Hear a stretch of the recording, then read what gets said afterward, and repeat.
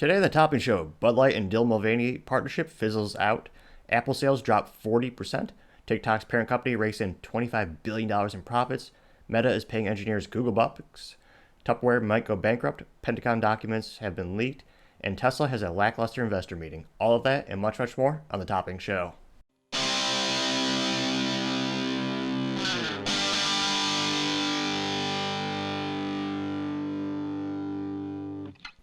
Thank you, everyone, for tuning in today. Today's episode of Topping Show is sponsored by Topping Technologies. Topping Technologies is an IT value-added reseller and services company with a special proficiency in IT security. If you're a business owner or an IT leader, you can reach them at sales@toppingtechnologies.com. Now, going over to the business part of the podcast, Apple said that their sales dropped 40% in Q1 when you compare the sales to 2022 Q1. Now, Apple's personal computer shipments declined by precisely 40.5%. Now, if you quantify that to the actual number of units sold, that's down to 4.1 million MacBooks and Apple PCs being sold, according to market research company IDC. This is Apple's worst drop since Q4 2000, which, for those who might be too young to remember or weren't born at the time, that was known as the dot-com bust, when Silicon Valley and all these companies invested in every company that had anything to do with the internet. Rudimentary speaking, or simply put, too many people invested, and it turned out a lot of those investments were BS ideas. They weren't really more than a concept, and sometimes just a piece of paper with a web address. So, needless to say, there's a big market readjustment, also known as the dot-com crash, where a lot of those businesses went away. Now, to have that about 23 years later, that's pretty rough to have the worst drop. Now, other brands did also have drops, but it wasn't to that extent. So if you look at other PC sales, on average, the whole industry, that's about 29% lower than the same period last year. You had Lenovo and Dell, their shipments were down 30% compared to Q1 last year, while Hewlett-Packard's was down 24%. And I'm not too surprised that Apple, they had the biggest down in number of units sold, just because, again, during hyperinflation, tough economy, and job outlook not so clear, not so certain for a lot of people, one of the easiest things to cut back on is premium products. And for most people, depending on your job, you don't need a $4,000 MacBook Pro double wide banana Falcon, whatever the nomenclature is for all the accessories and doodads they add on there. They make a great, reliable computer, but it's also much more expensive. I mean, the thing on my desk right now is a Dell PC, and it's about probably about maybe 40% of the price of the Apple. And for what I'm doing, it does pretty much everything I need to do.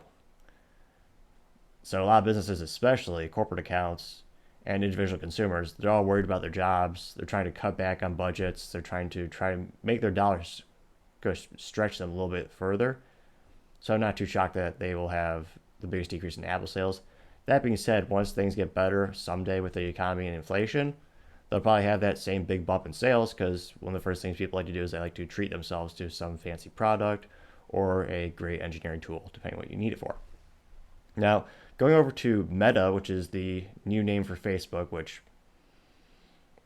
they can say that all they want. Everyone's going to call them Facebook. But it turns out that they're paying their engineers Google bucks. So according to the Washington Post, Meta engineers received a total compensation package ranging from $600,000 to $1 million a year, which is almost enough for an apartment in San Francisco. Just gotta save a little bit more. I kid, but not too much. It's astronomical how insanely high prices are in that area. Now, this is for the Meta engineers in particular. So they're working on the metaverse, Mark's idea for that dystopian idea where you plug yourself into the virtual reality world, you never leave your house. So the Facebook engineers, on the contrast, the ones working on the traditional Facebook website, the thing that makes them the most money currently. Now, in contrast, Facebook is paying those engineers an average of $183,000 in total compensation packages, including stock options and other bonuses. Now, this is coming to light after mere weeks after Meta added $10K. I always think usually fiscally, but it's $10,000 layoffs to bring the total tally of cut workers to 21,000 since November. And Mark is going all in on this idea, which you can't blame him too much because as a company, they need to evolve. They don't want to become the next MySpace, which was famously eclipsed by the success of Facebook. So much so that MySpace pivoted to attempt to become a social media company for musicians, which is an interesting idea, and eventually it's fizzled out to basically being something only a couple diehard enthusiasts are still actually involved with. Nevertheless, Facebook thinks that the VR world is going to be the next big thing. For some applications, it makes sense. There's a lot of business applications, like if you're building a factory and you want to actually visualize where some of these heavy machinery components are going to be put, how are we going to lay out this assembly line. That's a perfect use case since those machines weigh more than a truck or even a house in some cases. And to move them in the real world would be prohibitively expensive, complex, as well as you'd have safety issues with lifting those heavy monstrosities. So in that capability, that makes sense. But the debate is still out on how many of the average Americans or average folks really want to plug in on a daily basis. And a lot of people are criticizing it because the graphics are rudimentary, to say the least, most comparing it to like a Nintendo Wii. And it's just one of those things where it's not really catching the public attention yet. It's still a gimmick. More people are buying those VR headsets, but it's not mainstream. So maybe there'll be a pivotal moment. One of my favorite books is Freakonomics, where they talk about how there's that pivotal moment where a business goes from, making a little bit, and then all of a sudden they knock it out of the park. Similar to Yeti. Yeti coolers made coolers for years. Only diehard enthusiasts knew about them. It wasn't until, as far as I could tell, they introduced their handheld little tumbler, which cost relative to the cooler a fraction of the price. Coolers being like 400, 500 bucks or more. But once they introduced the premium tumbler, I believe the first one was like $70 or $80, which is a lot. However, they were able to mass produce that. That gets the name out there, and all of a sudden, they're one of the most successful companies getting a big IPO, and now they're one of the most respected premium brands for coolers and tumbler containers. So it'll be interesting to see. Speaking of tumblers, containers, on the downside, Tupperware had their stock drop about 50%.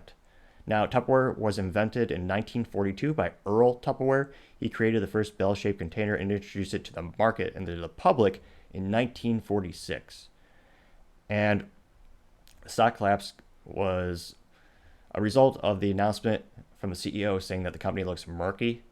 And the CEO said that they don't have enough cash to fund operations if they don't secure additional funds. And they're exploring potential layoffs, reviewing their real estate portfolios. Maybe they could spin off some of that. Now, the CEO, Miguel Fernandez, claims, quote, Tupperware has embarked on a journey to turn around our operations, and today marks the critical step in addressing our capital and liquidity position. Now, the New York Stock Exchange has warned Tupperware stock is in danger of being delisted for not filing the required annual paperwork. They're also, not quite yet, but they're quite close to being delisted also by the price per share, which their current stock price was $1.24 per share.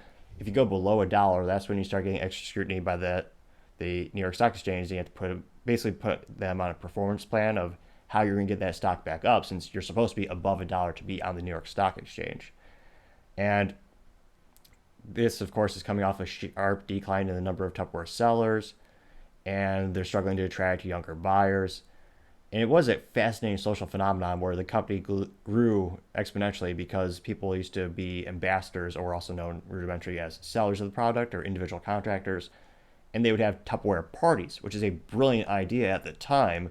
It allowed them to grow sales exponentially, and it was quite literally a party. The gals would get together, show them the new products. People would see how utilitarian they are. They would buy them, and they'd use them. Maybe, however, they are also a detriment to their own good in terms of the products are really durable. So my parents got me a Tupperware set back in, how many years ago was that? About 2010, when I graduated high school to go to college. And I've used those Tupperware containers for the last 10 plus years, and they still work just fine. There's no reason for me to buy extra containers. The original ones still, they might be a little discolored. I'll have to clean them again, but it's one of those things where the product is so good, I don't need to buy more of it. They're lasting decades.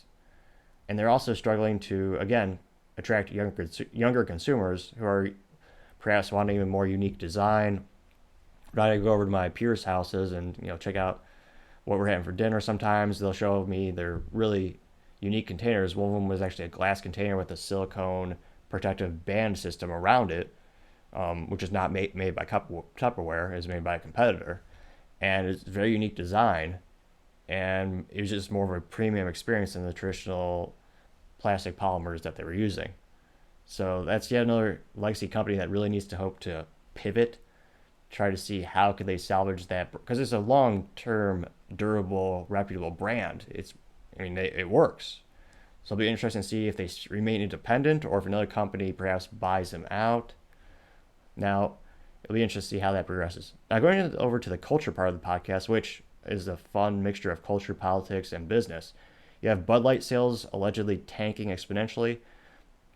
This is in recent light of Bud Lighting decided to award Dylan Mulvaney, who is a trans activist who recently celebrated 365 days of womanhood, where Dylan was, some would say it's sexist. He dresses up in women attire and performs very gender specific or standard, basically old cliches of what women used to do, and even bizarre things. So Dylan wore high heels and pranced through the forest, saying that's how people go hiking.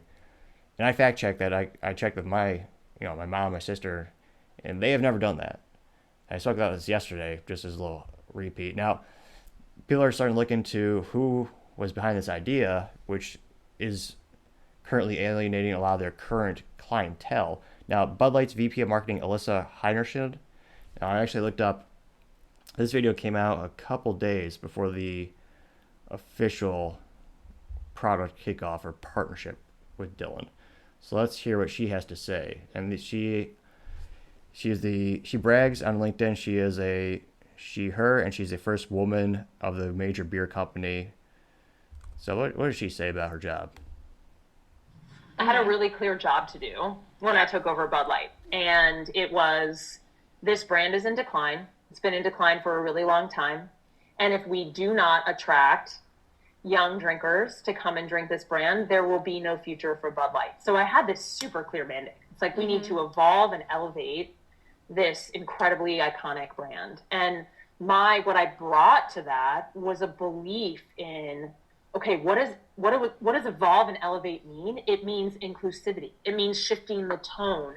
It means having a campaign that's truly inclusive and feels lighter and brighter and different and appeals to women and to men.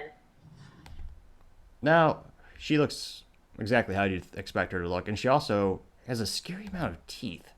I don't know why that looks so freaky, but she also has a couple gay pride paintings behind her, probably by, it looks like a children's painting, or maybe she's just bad at painting. And again, there's nothing wrong with being inclusive, but with this particular situation, you're also excluding many of your current incumbent customers. Now, it'd be interesting to see if they're able to expand their sales to make up for the people they're alienating, but there's more and more anecdotal evidence. You have one going really viral on Twitter. You had a Anheuser-Busch affiliate, which is the U.S. parent company behind Bud Light, which is also the parent company or the baby company of InBev, which is the large conglomerate that owns many of the brands that you know. Now, the Anheuser-Busch affiliate video had a Twitter employee who's a merchandiser, so his job is to go to the stores, restock the shelves, and then take notes on the inventory, see which products are moving the fastest, and then he communicates that to the distribution manufacturing chain, and that way they know how much of this piss water, or high quality beer do they need to produce in order to meet customer demand. So his job is feet on the streets. He sees what's on the shelves, front line. He sees things first. Now, he goes there, and like many of these situations, you also have the same situation with like Pepsi, Frito-Lay.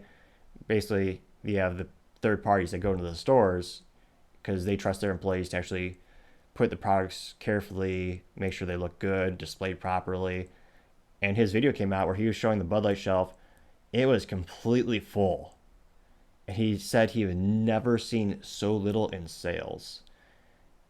And I I believe it was a Walmart, but it looked like from the video a major grocery chain where you're having hundreds, if not thousands, of customers going there every single day.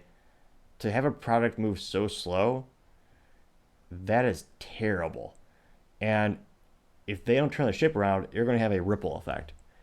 Because a lot of these retailers, they measure things, like a lot of retailers, just like car sales, they'll measure things by the age of the product. So how many days has this product stayed on a shelf? How many days was this car on the lot? That's why you hear a lot of people negotiating with car sales. Is this car about to get a birthday? How many days has it been on the lot? Because every minute, every second, every day that's on the shelf or on the lot is costing them money. With cars, they actually don't own the cars; they actually finance the cars, so they're paying for the car.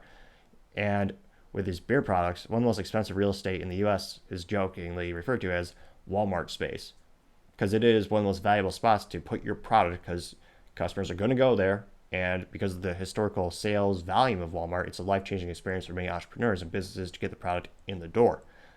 And for this guy to say basically there's nothing being moved, that's quite concerning. There's also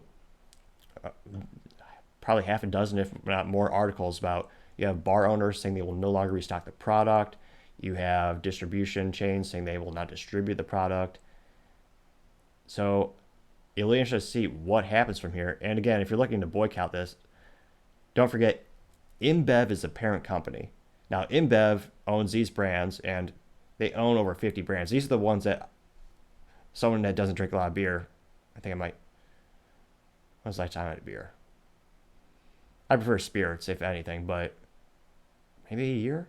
Nevertheless, now, if you're looking to boycott Bud Light, remember InBev owns them. It owns them. InBev is the parent company behind Anheuser-Busch, as well as Budweiser, Natural Light, Rolling Rock, Goose Island, Shock Top, Corona Light, Stella Artois, Foster's, Victoria Bitter, Modelo, Bass, etc. Now, in terms of the business impact right now, a lot of people are saying go woke, go broke, which is a cliche saying, which I debate has ever really happened. It's happened on the right, where if a conservative company comes out as conservative, their sales will be boycotted furiously by the left, and they have gone out of business. That happens, but historically, traditionally, looking at the trends, the number of companies that go out of business for going woke, there, I struggled to find a single solid example of that happening. And with this use case, InBev is such a large global company for beer. Even if they lost the U.S. market completely with this one brand, because again, a lot of people don't realize Bud Light is owned by all their brands, they'll not go out of business. I can guarantee that. They have such a diverse portfolio, as well as diverse around the globe. Now, a lot of people are speculating because their stock did drop. And their stock dropped by about 3% on Monday. Today is Tuesday. It went up today from last night to tonight by about 1%. So it's about a 2% net drop in the stock, which I wouldn't say by any means is a catastrophic drop. I mean, we just talked about Tupperware 30 seconds ago. Their stock went down by 50%. Now, that being said, they're still beating their competitors. And they're 52-week high. So over 52 weeks, the highest the price of their stock had traded was $67.09. Right now, they're down to $65.96 per share. And many are speculating what's going on internally. Is she going to get fired, the VP of marketing, or is she going to get a promotion? Because, again, more people are talking about Bud Light now than in the past 10 years combined. I mean, I haven't spoken to a single person about Bud Light since a Super Bowl ad probably a decade ago. So they're getting relevant. Again, the business use case will be what is that delta loss in sales or increase in sales over. This is going to be measured in quarters, not days. But it's interesting to see it develop. So it's also interesting to say that Anheuser-Busch and Bud Light have not posted a single thing since April 1st. So ever since they announced a partnership with Dylan Mulvaney, they haven't tweeted or put anything on social media since April 1st. And in regard to the real world, in terms of social media, what is that, 10 days? That's basically a lifetime in social media. I mean, I post this podcast every single day. I try to tweet at least once a week. Although granted, I debate just based on the number of followers I have on Twitter, how much value that is. But in terms of my tech business, I'm on LinkedIn. I post 4 times a week consistently because you have to advertise, get the name out there, and you have to promulgate your ideas, you let people know your value add, your services, as well as let them know your successful track record. Advertising one on one. So for them to go this long without saying anything, a lot of people are speculating there's maybe an internal proxy war or a political, like a lot of big businesses, you have different political philosophies, ideologies, and it could just be as simple as one department going against another department. But to say nothing for this long, they also skipped out on sponsoring the NCAA tournament title, which in terms of money spent, I would have thought that'd been a much better return on investment than sponsoring an individual person.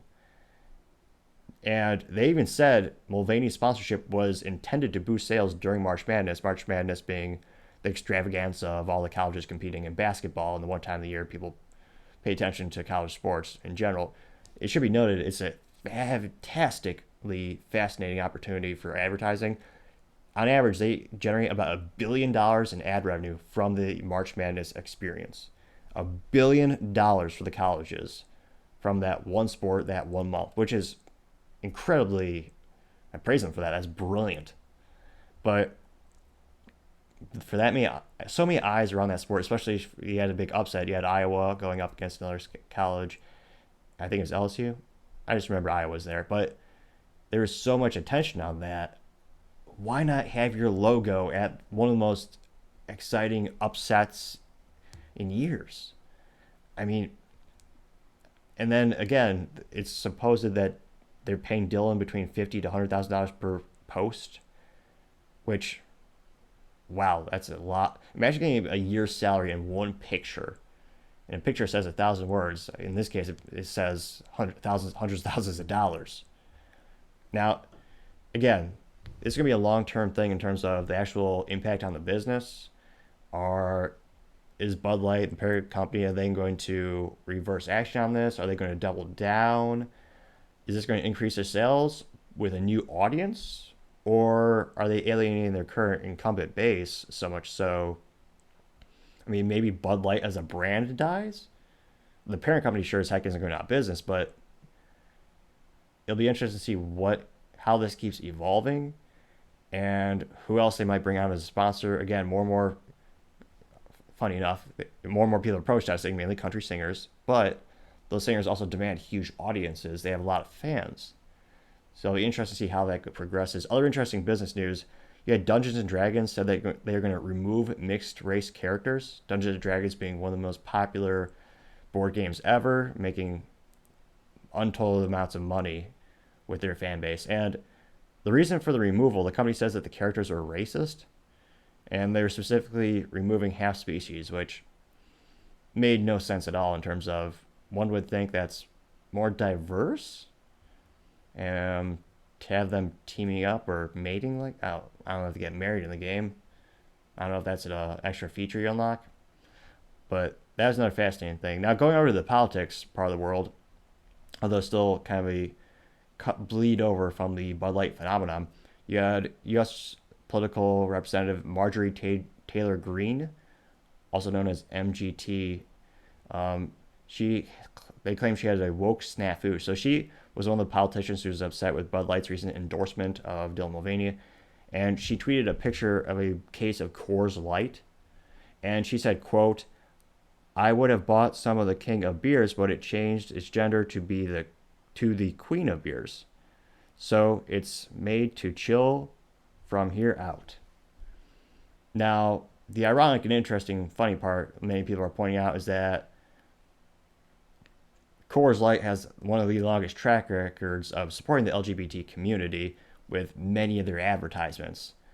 And some of the posts on social media go as far as to saying that Coors Light has done more to support the community than anyone else.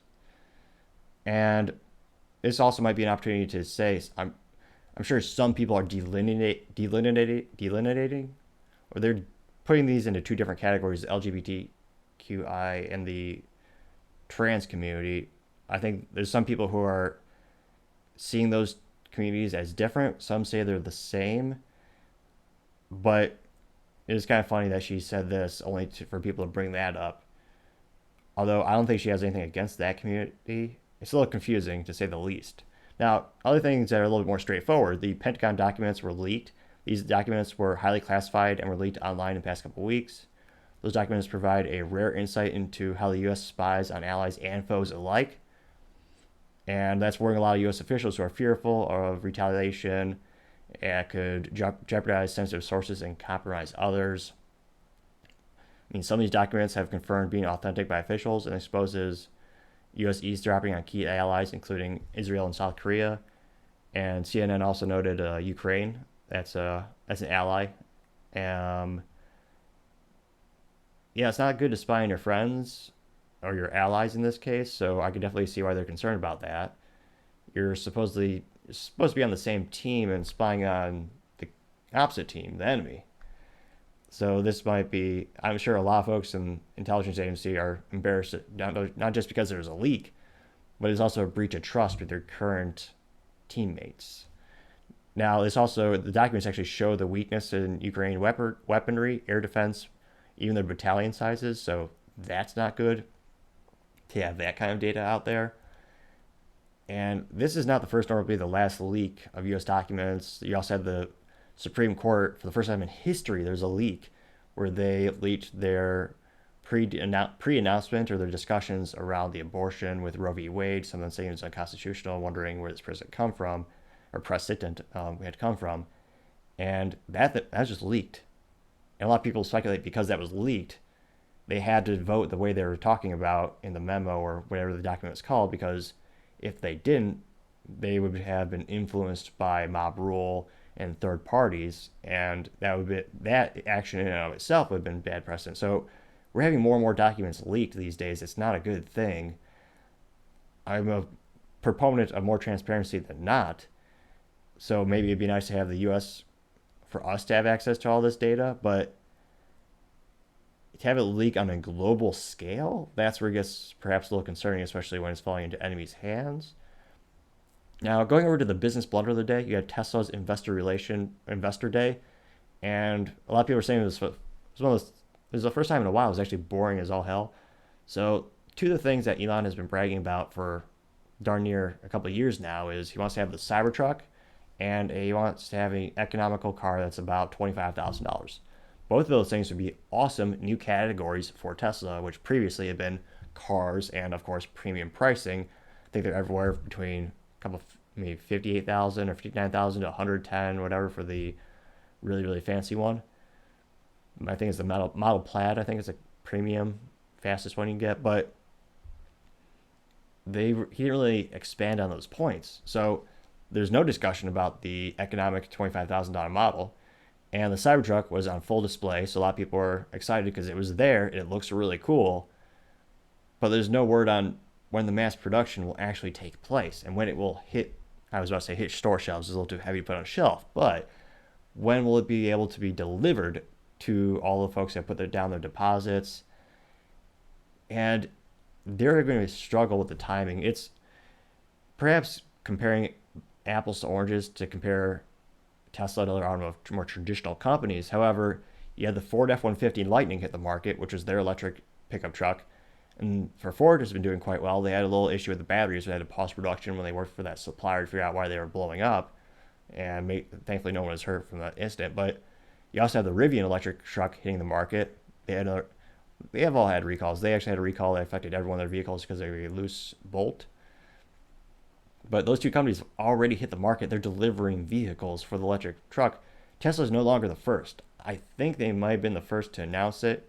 Although the nerd in me does want to clarify, decades ago, I think GM had one, as well as Ford. Not mass production, but concept vehicles.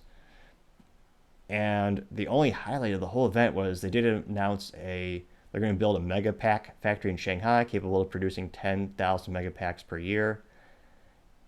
But it's not very that exciting. Given Elon's long history of pomp and circumstance and really getting his fan base invigorated, get the investors excited about revolutionary new technology they're working on, to have a lackluster event for a premium product and a historically revolutionary company.